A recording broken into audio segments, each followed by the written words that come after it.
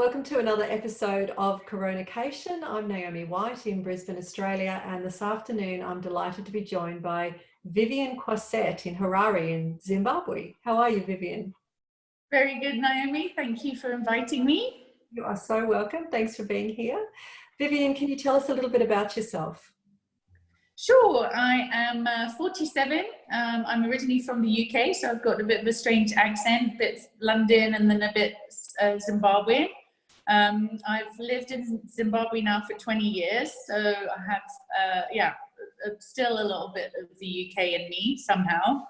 I started the company called ZimSculpt, which is short for Zimbabwe Sculpture. 20 years ago, I got into the arts when I was in South America, when I was 19 years old, traveling around South America, and I went back to the UK and I started promoting artists back in the UK. And then I was doing a show in the UK for about 7 years. And somebody from Zimbabwe turned up and said, "Hey, you know all about the UK art world. Can you promote Zimbabwean sculptors?" And I said, "Wow, I could love to do that. I just need somebody to introduce me." So I came out to Zimbabwe for 3 weeks. And that was 20 years ago. never went back home, really. I did lots of shows. I started off doing shows in the UK because obviously that was my turf.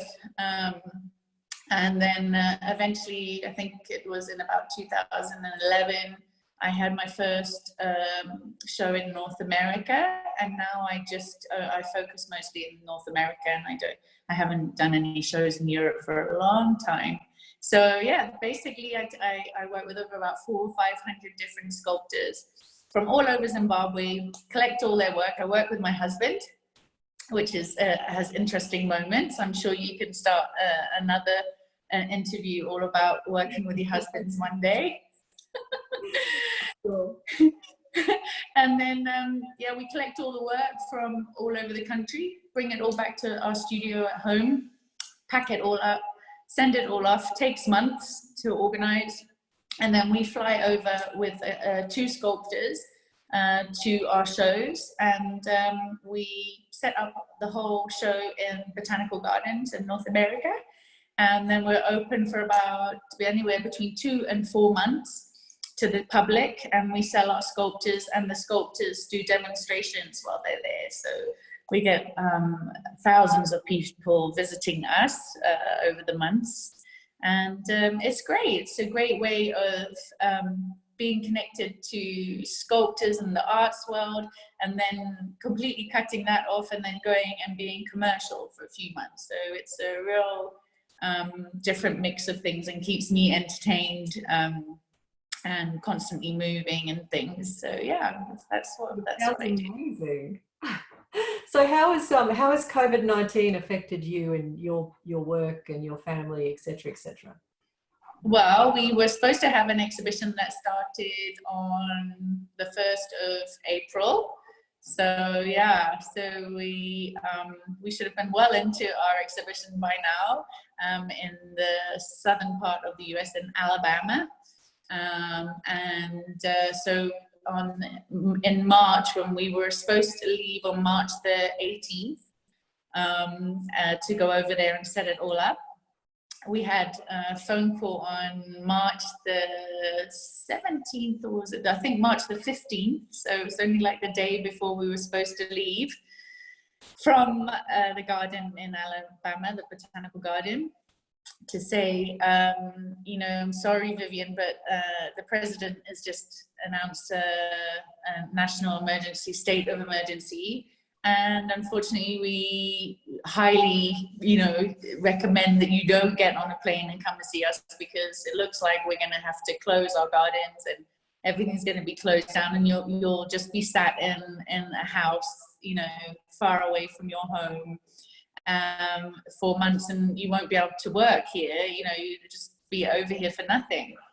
So we had to make the executive decision. All of us, we had a big meeting, and we said, okay, well, we'll just postpone it. We're supposed to be doing it in fall, which will be September, October, their time. So it's affected us in a big way, because obviously that's our livelihood, and for all the artists that we work with, it's their livelihood as well, because, you know, if I don't sell any of their work, I can't buy more of it. Yeah. So everything has been put on hold, and you know, we're in Africa, so there's a lot of Africans in Australia, I know. So if anybody's watching, hi.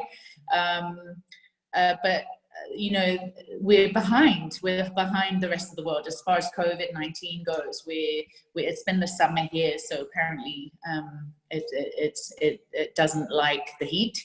So we have very few cases in Zimbabwe. I think we have only 30 cases, so that's not many, and 5 deaths to this date. So we don't have many cases, but then at the same time, we don't have any testing kits. We don't have any ventilators. There's some rumors that out in the rural areas, people are dying of malaria in a big way. We think it's COVID, but there's no way of testing it.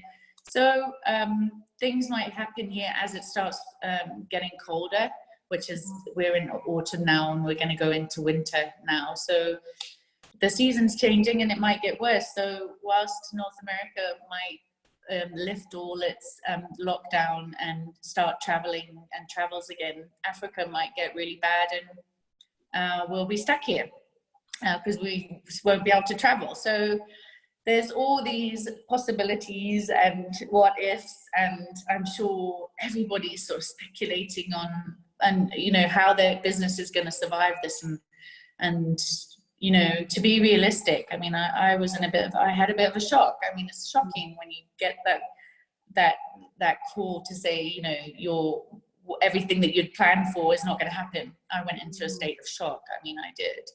And then after that, you know, I've had different patterns of, I was talking to some friends yesterday on Zoom as well, and I was like, my first week was like I was in shock and I just walked around like a zombie. The second week I went around cleaning the whole house up with bleach. And then the third week I was like, okay, I'm gonna do this, I'm gonna be fine, and then I, you know, start getting fit again and going back to trying to get a routine. But you know, I also have 2 children, small children. So for those of you that are listening that have kids, you know, you have to homeschool them as well, which is crazy. That's been hectic. 2 kids, 2 different ages that need constant observation. So yeah, I realized why I never was a teacher, because yeah, patience is not one of my key points, assets. You have other skills. Yeah, I definitely have other skills. Yeah, patience is not one of them, especially with my own children. Oh boy. So what advice do you have, Vivienne, for others who are going through this around the world? I would just take each day as it comes. I mean, I'm sure everybody's been in similar patterns of, you know, shock, oh my God, panic, what are we going to do?